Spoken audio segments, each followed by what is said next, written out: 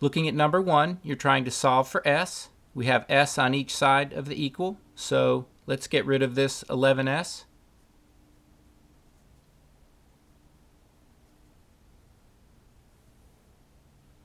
Here the signs are the same. You add, keep the sign, leaves you with negative 21s. That's a 0. You don't have to write it, and the 15 comes down. You want s all by itself, so let's get rid of the negative 21. Divide by negative 21. Here we could simplify. Each is divisible by 3. Divide by 3 leaves you with 5. Divide by 3 leaves you with 7. Obviously, divide by negative 21, divide by negative 21 is going to leave you with 1s. Usually I'm just going to say they cancel. So we're left with s. And here we have a negative 5/7. Looking at number 3, there's a t on each side. We have to get rid of one of them. I'm going to get rid of 2t. That way I'll stay with positive coefficients. So subtract 2t from each side. Bring down your 5. That's a 0. You don't have to write it. Negative 35 and 20t. Let's get rid of the negative 35.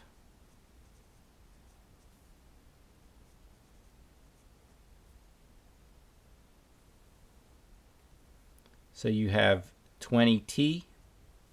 That's a 0. And here we have 40. Need to get rid of the 20. It's held by multiplication, so you use division to get rid of it. Of course, they cancel, and you're left with t. 40 divided by 20 is 2.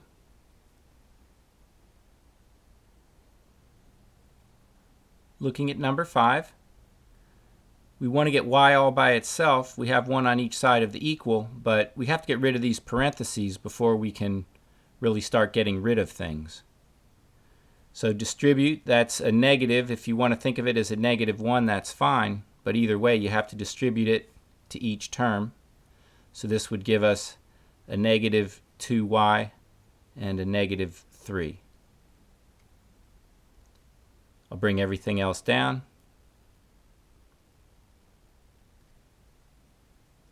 We can combine negative 9, negative 3. Signs are the same. We add negative 12. We'll just bring everything else down. We've taken care of that and that. We still have a negative 2y. I'm going to get rid of the negative 2y so I have positive coefficients in front of my y.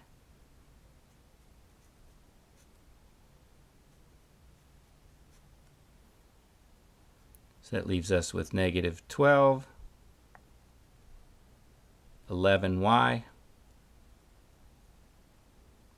and let's get rid of that negative 7.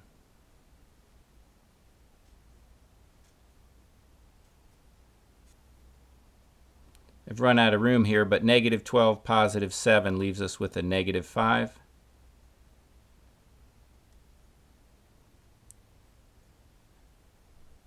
And you need to get rid of that 11, so divide each side by 11.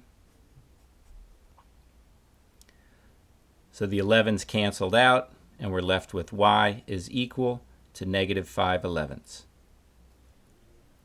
Looking at number 7, again we have to get rid of these parentheses before we can do much with this equation. So distribute the 3 to each term.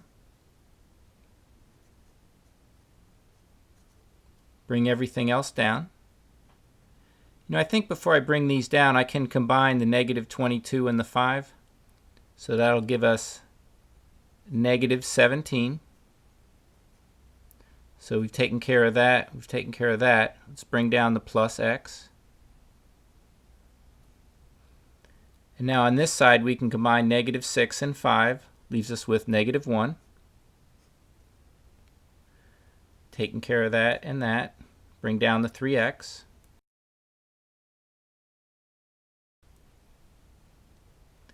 And I'm going to get rid of this x.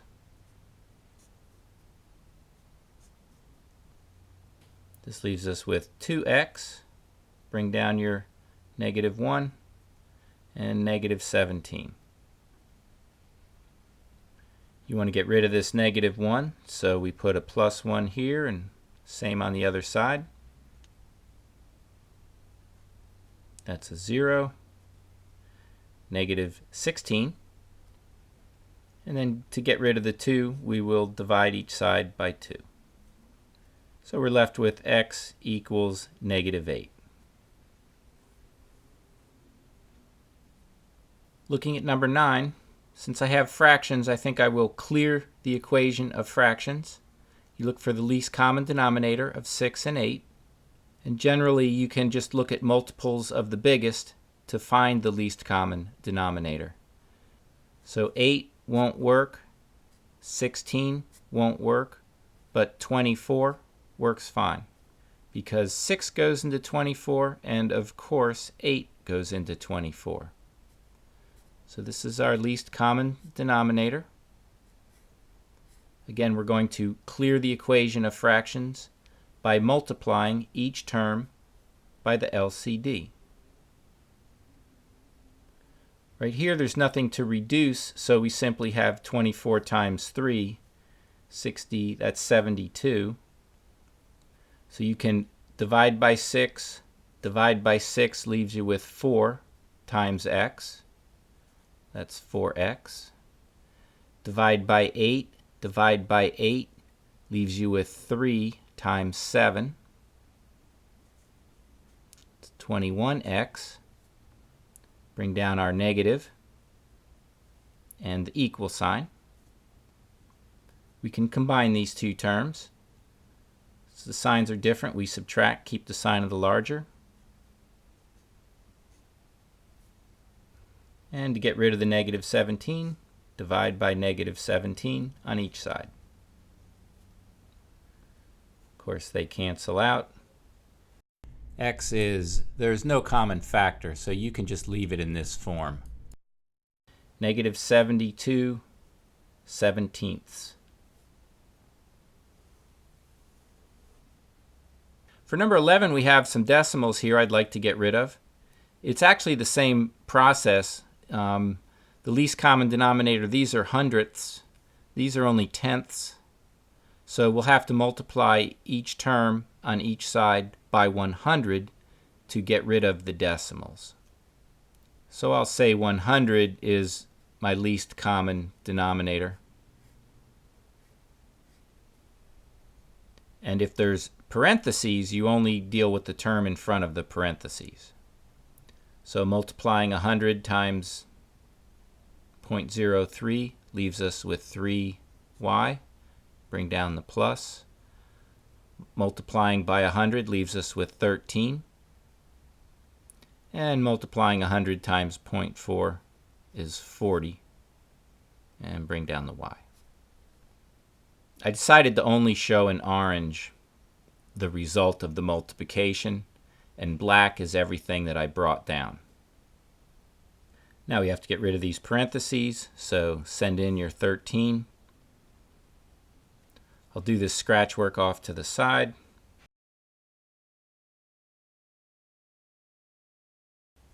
So that's 7,800.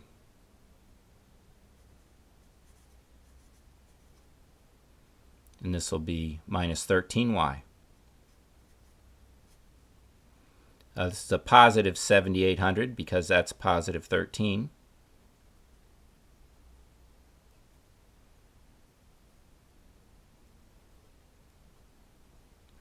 We can combine these two y terms. Leaves us with negative 10y.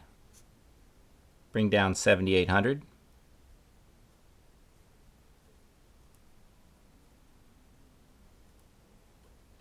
And let's get rid of that negative 10y.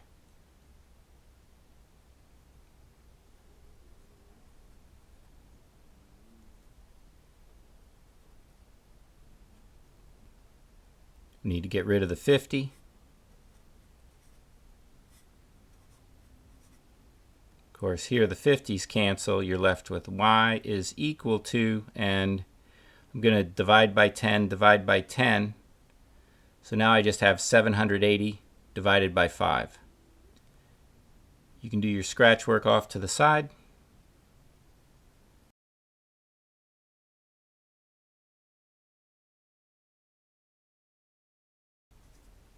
So 156.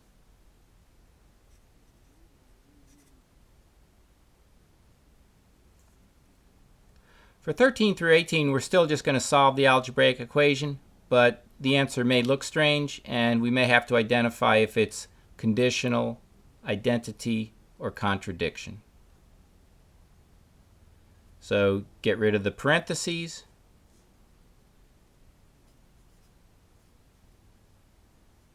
Five times 31. Bring everything else down. So here you have 10f minus 155 equals 10f minus 155. The exact same thing on each side of the equal means you have an identity.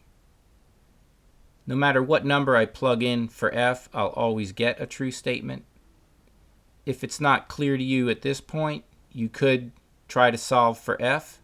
So let's get rid of 10f.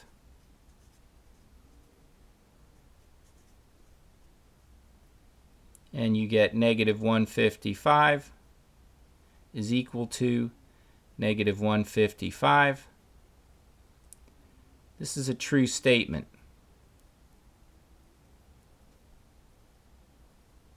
So you have an identity. Sometimes we'll also say all real numbers. Looking at number 15, have to get rid of the parentheses. Send in the 2.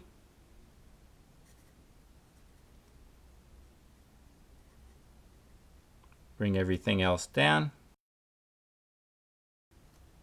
I could get rid of 6m or 10m. I'm going to get rid of 6m, so my coefficients will stay positive.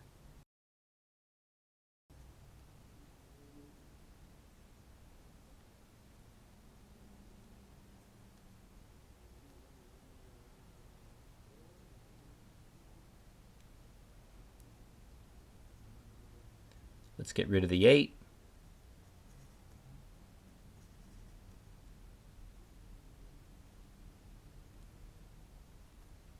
That's 24. And get rid of the 4. I don't have much room. These clean up. M is equal. That's a 6. So we call this conditional. This is true on the condition that m is 6. It's just another way of saying the solution is 6. All right, with number 17, we have a y on each side. We have to get rid of it. So we'll say put a plus 4y here, and on the other side of the equal as well. That gives us a 0. We don't have to write it. Bring down the 6, the equal sign. But on this side, there's nothing else on this side of the equal sign.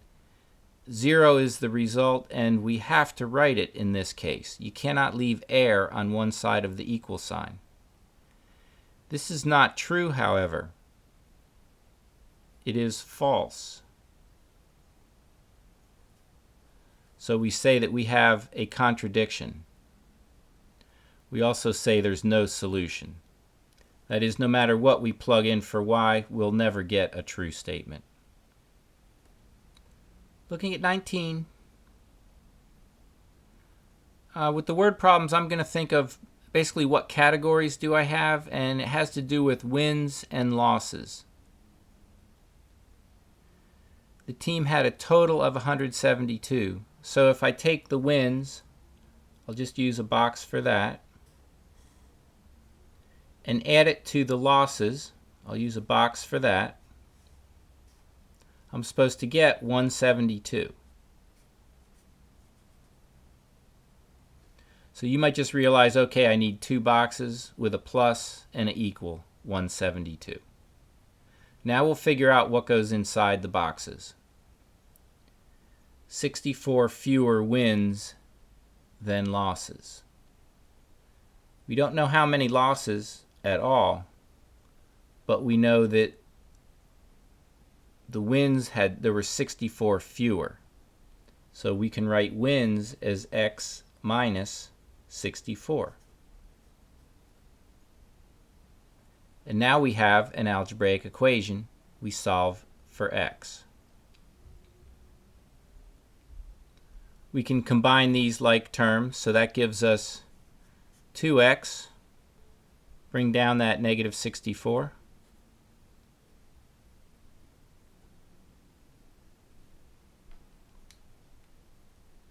Get rid of this negative 64 with positive 64 on each side.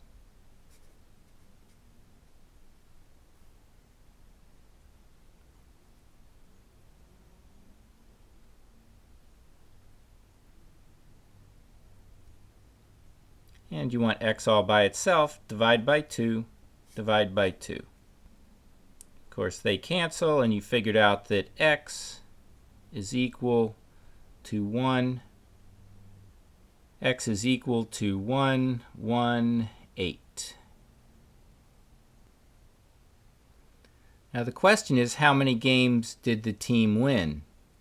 So if I plug in 118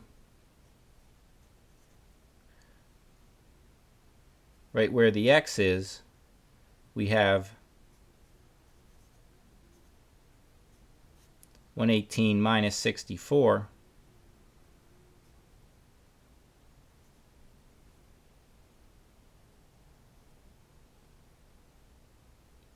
"54 wins." Looking at 21, twice a number, we can write that as 2x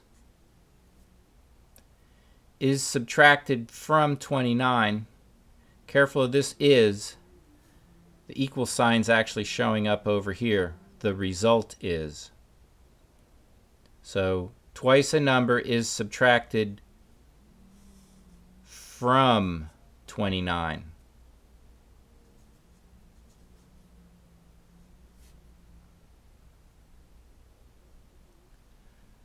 The result is 11. So here's our equal and the 11. Let's get rid of this 29. So you bring down your negative 2x. And remember, to subtract, signs are different. You're going to subtract. You always have to put the larger number on top. The answer is negative 18.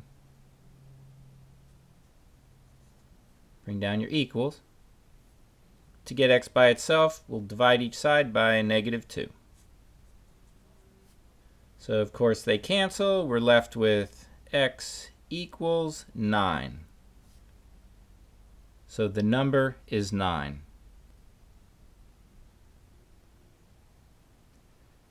On 23, you have the word sum. If you have the word sum, difference, product, or quotient, that's going to combine together two things. Sum refers to addition. So we have 5 and 4 times a number. And because of the word sum, we put a plus between them. Is 29, that's our equal sign, and 29. Let's get rid of the 5.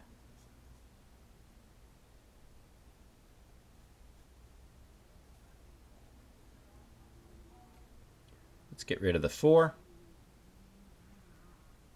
They cancel, and you're left with x is equal to 6. 25 and 26 are blank on yours because these are already done earlier in the review sheet. So we'll pick up with 27. We have a pipe cut into 2 pieces. If possible, you really should draw a picture. Here's a pipe, and we'll cut it into 2 pieces. The pipe is 72 feet long, so this pipe is equal to 72. One piece is 22 feet longer than the other. So one of these, I have no idea what it is, but the other one, I know it's 22 feet longer. So if I take the length of this piece and add it to the length of this piece, I'll have 72 feet. So this gives us the equation.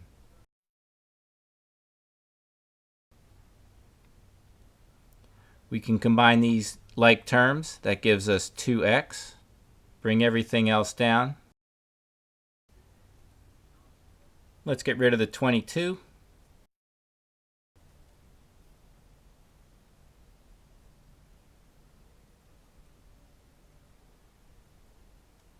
And get rid of the 2. Of course, they cancel out, and you have x is 25. Our length is feet, so x is 25 feet. They want to know how long is each piece. So when we plug in a 25 here, well, we get 25. We plug in a 25 here, we have, which combine to give us 47 feet.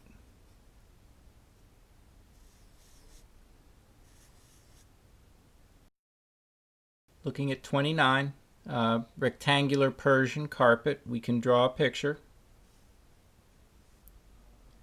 Has a perimeter of 236 inches, so I'm just going to say equals 236. The length of the carpet is 26 inches more than the width.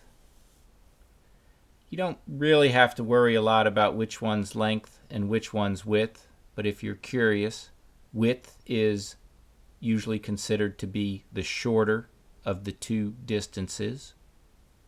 So I don't know what the width is, but I know that the length is 26 inches more.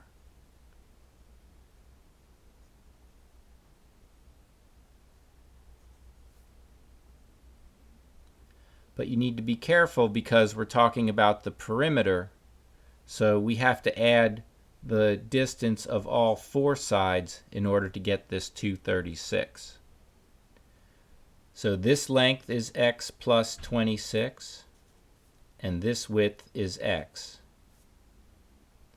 So again, if I add these four sides, I'll get 236.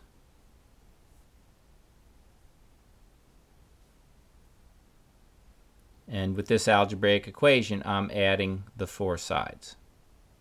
We can combine like terms. We have 1, 2, 3, 4x, taking care of all them.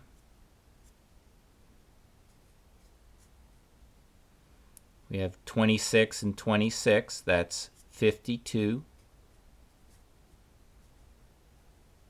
And we just bring this down. Let's get rid of the 52.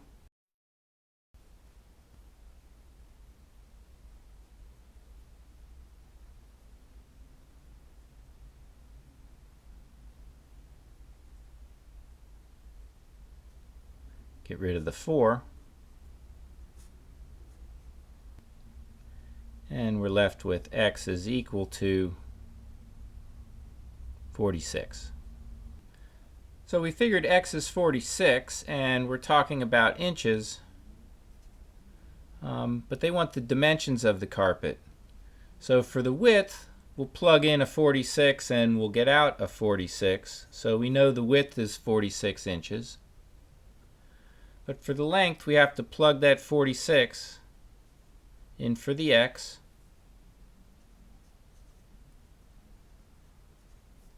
And we get 72.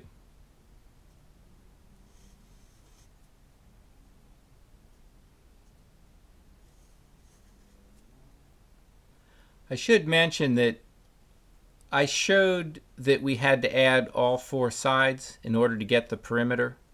You can also use this formula. I'll write it down here.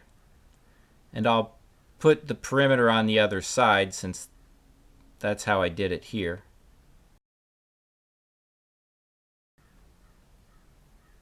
You could use this formula if you prefer. Again, we said the perimeter was 236. So 2 times the length. We called the length x plus 26 plus 2 times the width. We said the width is x. And you have the algebraic equation. You just need to solve for x. I'll take this one or two steps further.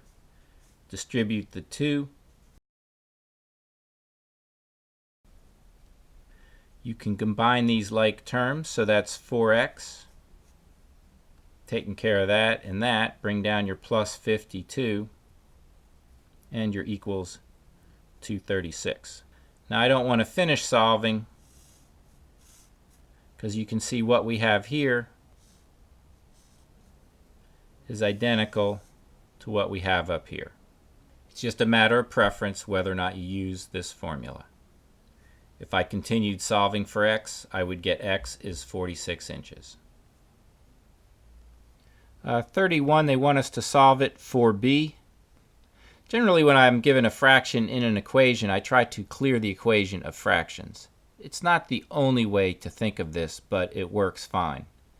So to clear the equation of fractions, I look for my least common denominator. It's 2. So 2 is the LCD. And we multiply each side by 2. So on the left side, we have 2a.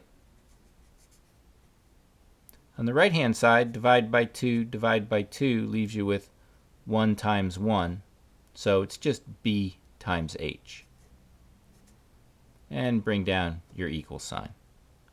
We're solving for b, so let's get rid of the h. The h's cancel, and you're left with b is equal to 2a over h. Here we're solving for t. I want to get rid of the p and the r, as well as this p which is being added. In general, you'll work the order of operations in reverse to undo equations. That is to say, if something's being added or subtracted, that's usually the easiest thing to get rid of. So I'll just put a negative p here and a negative p here. When I combine them on this side, I get a 0, so I'll have gotten rid of it. So I bring down the p, r, t. Again, that's a 0. And here I have a minus p. You can say a and negative p, however you care to. I want t by itself. I want to get rid of p and r. All this is held together by multiplication, so I can undo it with division. Do the same thing on the other side of the equal. Here, PR divides into PR one time. You're left with T. And simply A minus P over P times R. These P's cannot cancel because this P is being added or subtracted to another term. You can only cancel terms that are being multiplied. We're going to solve the inequality, and then we will, the directions say in interval and graph forms for the answer. My preference is always to graph it first, and then the interval notation comes directly from the graph. Essentially, you solve for the variable just as you always have. If you multiply or divide by a negative, you have to reverse the inequality sign. I want y all by itself, so I'm going to get rid of a negative 8y.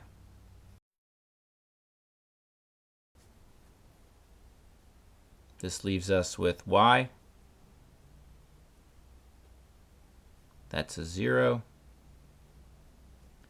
Let's get rid of this negative 12.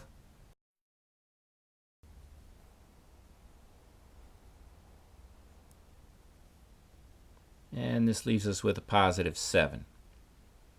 So this reads y is less than or equal to 7. I'm just going to put a 7 right here. And with less than or equal, you use a bracket. Y is any value less than or equal to 7. So y could be a 6, a 5, a 4, any value out towards negative infinity. So we just shade out towards negative infinity. Now as for the interval notation, or showing the solution set in interval form, you'll have a bracket because it's less than or equal, the 7, and it goes out towards negative infinity. You can't touch negative infinity, so we use a parenthesis whenever we have infinity. So this shows the solutions in graph form. This shows the solutions in interval notation. And this is solving the inequality. With this inequality, I'd like to clear it of fractions. So I'm just going to look for the LCD and multiply by the LCD. Generally, I look at multiples of the biggest. 8 does not work. 16 does not work. But 24 works fine, because 8 goes into 24 and 3 goes into 24. So I multiply each term on each side by 24.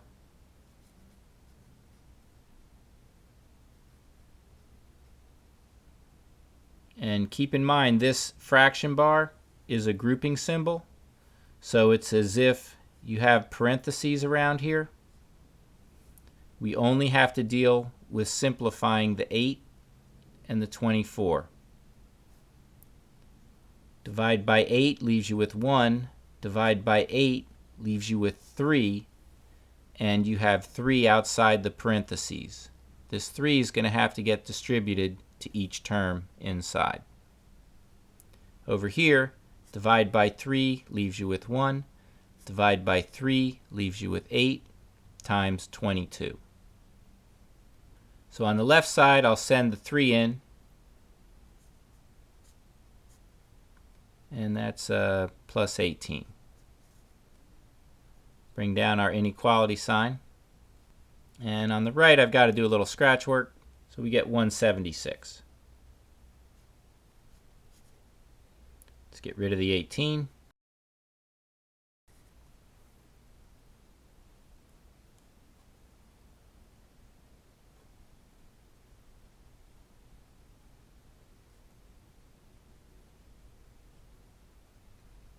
And now get rid of 27.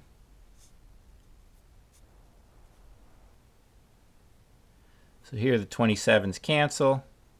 There's no common term here. We're just left with this improper fraction. X is less than 158/27. As far as graphing and writing the interval notation, I'm not very worried about where 158/27 actually sits on the number line. X is less than that number. So I'm just going to plop it down right here.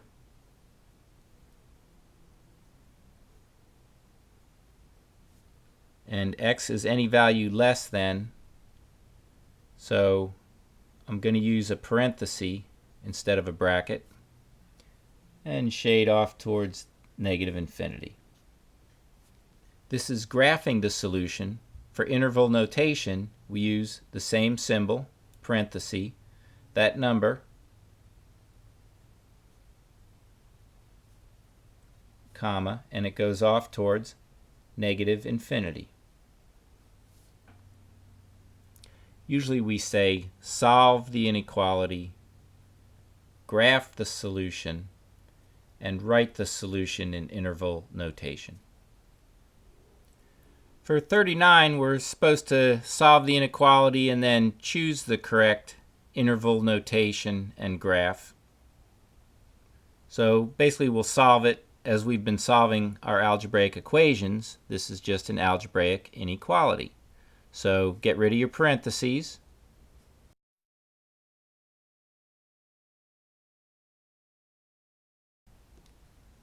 Bring down whatever you haven't touched, this inequality. I'm worried about x, so I'm going to get rid of 18x.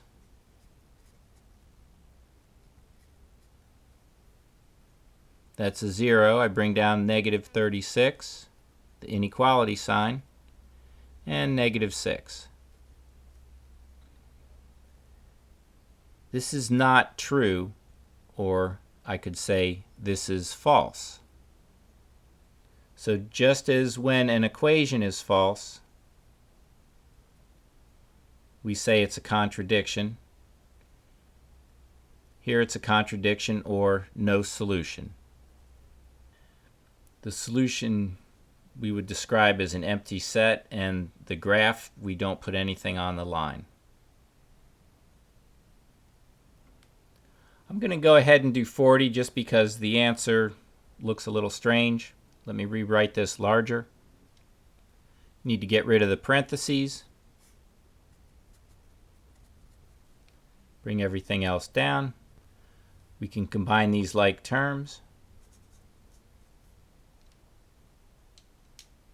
And again, I'm always concerned about the variables, so that's what I work on first. So I want to either get rid of this 3x or this 3x. I'm going to get rid of this 3x. So put negative 3x on each side. Bring everything down. That's a 0. I don't have to write it. Okay, there's no more variables. But negative 35 is less than negative 4. So that's true. This inequality is called an identity, or we say that all real numbers are solutions. I can plug in any real number for x and I will always get a true statement. Since any value for x works, when it comes to graphing the equation, we graph the entire number line, and when it comes to interval notation, the solutions are from negative infinity to infinity. Looking at number 41, we're back to equations instead of inequalities.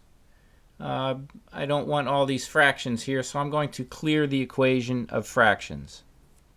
If I multiply each term by the least common denominator, I'll get rid of the fractions. Generally, I look at multiples of the biggest denominator. So multiples of 10, obviously 10 won't work, but 20 certainly will.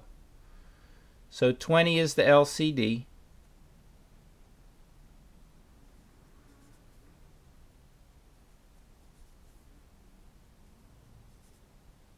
And remember, when this 20 multiplies this fraction, this is a grouping symbol. So it's as if 3y plus 7 is in parentheses, and over here 6y plus 7 is in parentheses. It's grouped together by the fraction bar. First I'll go through and simplify each term. So divide by 5 leaves you with 4 times negative 4y. Divide by 10 leaves you with 2 times this quantity. Divide by 4, this leaves you with a 1. So I just haven't even been mentioning the denominator because it always turns into a 1. That's why you multiply by the LCD. But anyway, divide by 4. This is 5 times this quantity. So this is negative 16y.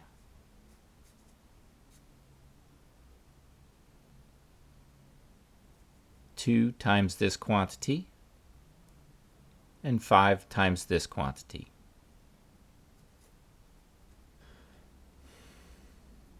Now we have to get rid of the parentheses on each side of the equal, so send in the 2 and send in the 5.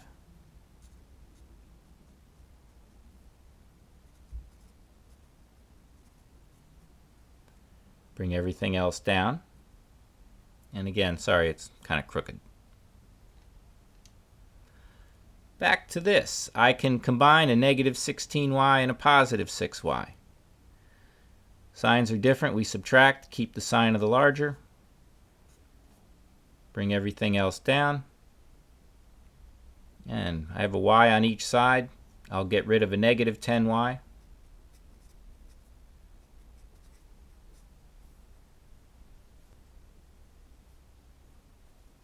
This is our 40y. Let's get rid of that 35.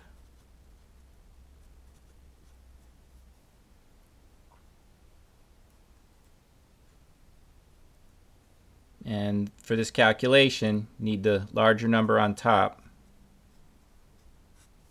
The answer is going to be negative.